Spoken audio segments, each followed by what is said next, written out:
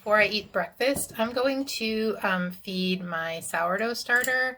So I fed this last night, and I don't have quite enough to bake. I'm doing a double batch, so I've got my flour and seeds and salt ready. I always pull a little bit of flour out to knead into it, but yeah, I don't have quite enough. Later I will bake. So I'm putting all of my beautiful sourdough starter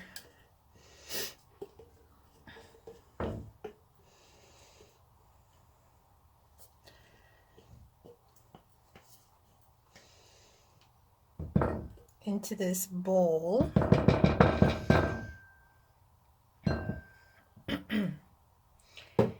And just because I'm lazy, I'm going to go ahead and I'm going to mix it so it was really nice and bubbly and not like separated at all. Sometimes if I let it go too long, it will separate a little.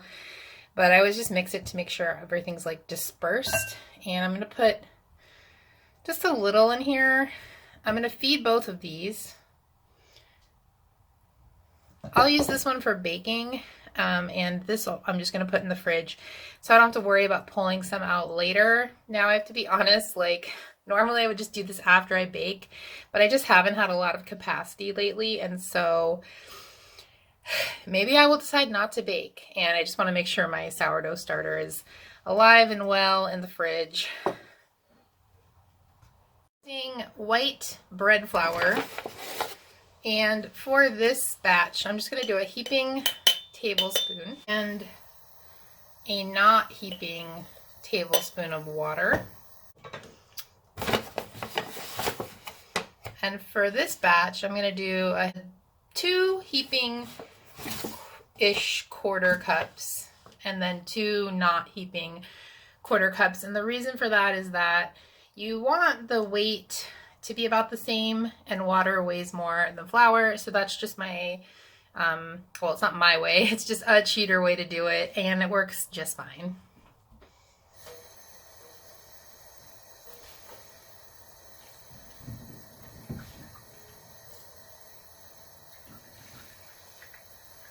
Okay, now I'm just going to give this a good mix.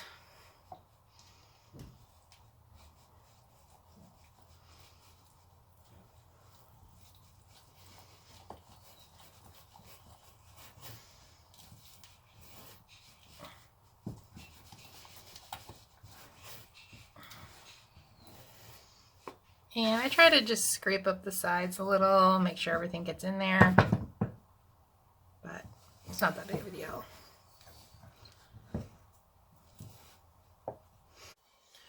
Okay, this I'm just going to cover with a plate because I'm using it later, and I'm going to set it aside with my other baking things. And then this, I'm just going to use a knife and mix this up.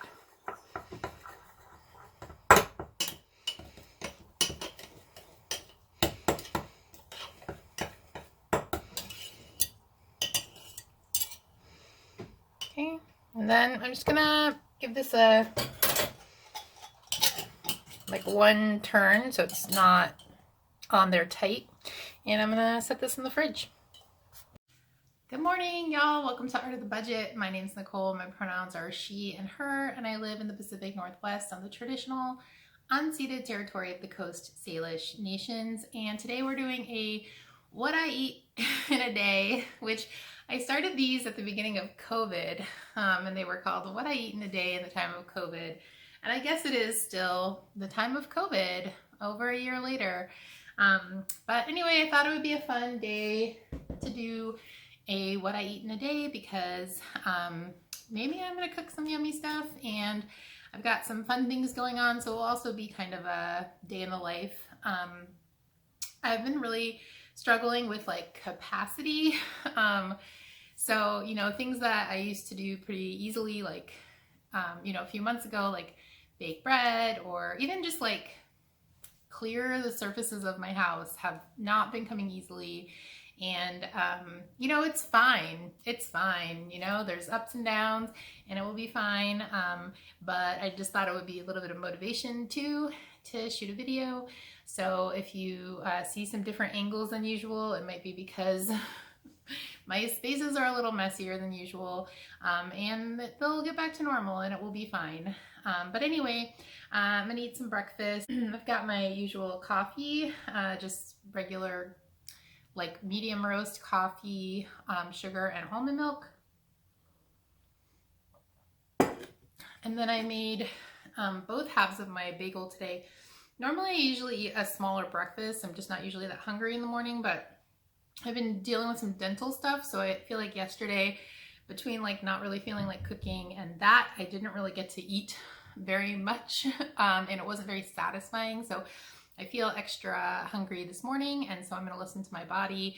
And I know that this is like one of my favorite meals. So this is homemade bagels. This one has black sesame seeds on it. Homemade nettle pesto, cheddar cheese, and fried egg with spike and paprika, of course. Okay, so I'm actually pretty full, but I'm just gonna save this for like a snack or for lunch later. I'm going on a walk, so that'll be a quick thing that I can eat beforehand if I don't have time to make lunch.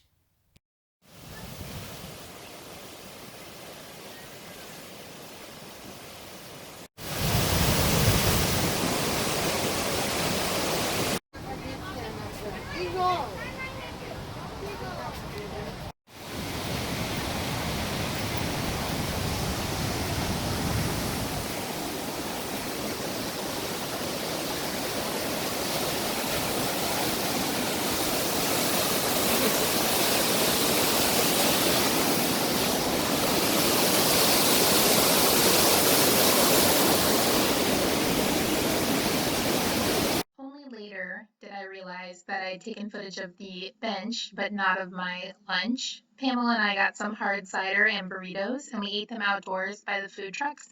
The burrito was delicious, and it was so big that it was good for multiple meals. I don't just want to rain on your parade. I want to blow up all the... Okay, so I came back from my walk and lunch, and I was watching some SVU, which I'm just like binge watching right now. But I'm gonna have some cookies. These are Reese's peanut butter chips Ahoy. I got them for like $1.50 at Grocery Outlet. And I'm gonna have some almond milk in my beautiful Mariella Luz cup. Yeah. I have like more than half of that amazing burrito. It was so good. And I'm probably gonna eat it for dinner, but like it was so delicious. Really, chorizo just makes everything amazing. Yeah, I think so.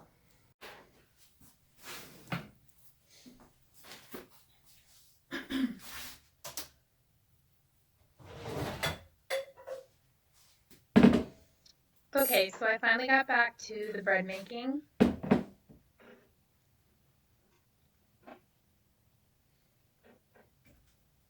Waiting for my scale to calibrate.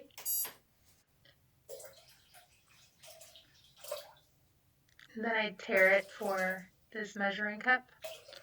I'm adding my water. My bread baking hack lately has been to mix up all the dry ingredients because then they're ready when I can sort of get time to feed my starter and measure out the water. So I'm zeroing it out again, adding the appropriate amount of starter.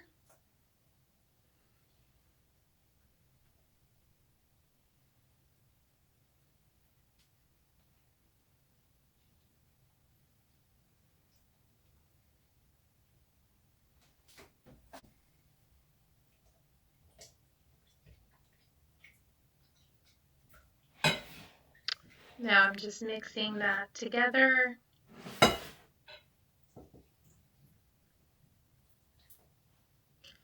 And adding it to my dry materials. Sounds like I'm talking about ceramics. So I've got flour, half whole wheat, half white bread flour, a mixture of seeds, salt, and then I've got about half of the flour separated out in an additional measuring cup. That's just because kneading it in is like a little less boring than kneading it already together. So I'm not adding any extra flour. That's not in the recipe. But yeah, I sprinkle some flour on the counter, put in that slightly wetter, shaggy mixture.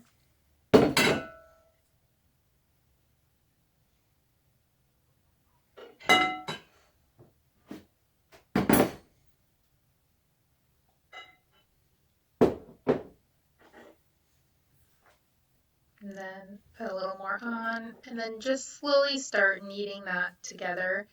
And bit by bit, I knead it in till it's all incorporated. I am by no means a sourdough professional. What I do works really well for me, and I really enjoy my bread, but I don't really know the proper rules.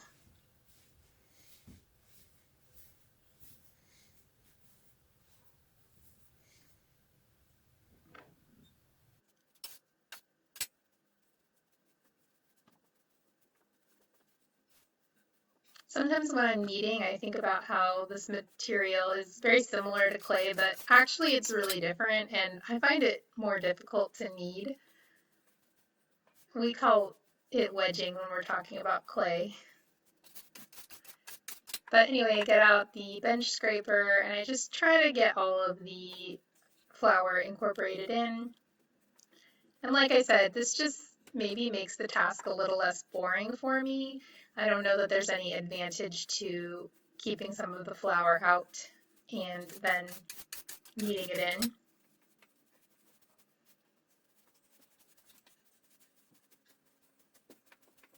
It's about at this stage that it sort of feels the most like clay and it looks the most like I am wedging clay.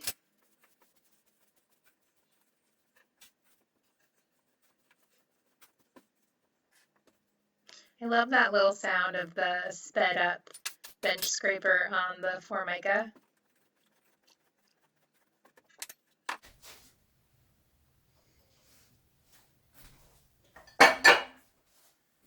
So then I just put a little coating of oil. Yes, that is olive oil. It's just my easy access all-purpose oil. And I give it a little spin so it won't stick. So that's my pretty seeded dough. A while later, I dump it out onto the counter. We try to approximate about a third. Sometimes I make 3 loaves with a double recipe, and sometimes I make 4. It just depends on what I'm doing. I know I'm planning to give a couple of these away, so I wanted them to be slightly larger loaves. So I'm just kind of playing with it so that they'll all be the same weight. If you're watching the scale, you'll know that I actually did that for several more minutes, but I edited it out for your pleasure. So now I'm just, I don't know what you call this, shaping the loaves. I really like this part where you put a little bit of tension in the top of the loaf. I always thought doing this part of the process would require a lot of flour, but I find that if I've got flour on the surface, then I'm not able to get that tension. So this is the way I do it. Again, I have no idea what I'm doing. I just have watched a few videos and kind of make it up as I go.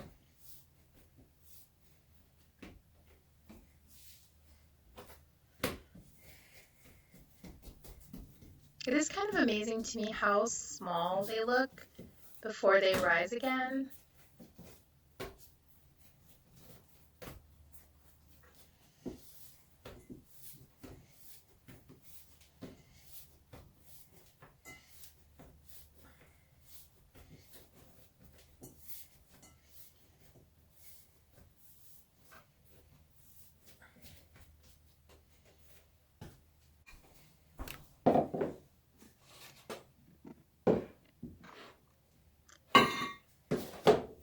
Okay, so these are my bannetons. The one I'm holding here, my housemate got for me from a baker friend, and it's made of cane, the traditional type of banneton. And the other two I made out of ceramics, that's unglazed stoneware. I'm really into that style. I know it's kind of weird. I just made them because obviously I have access to a ceramic studio, but they work really well and they're really easy to clean.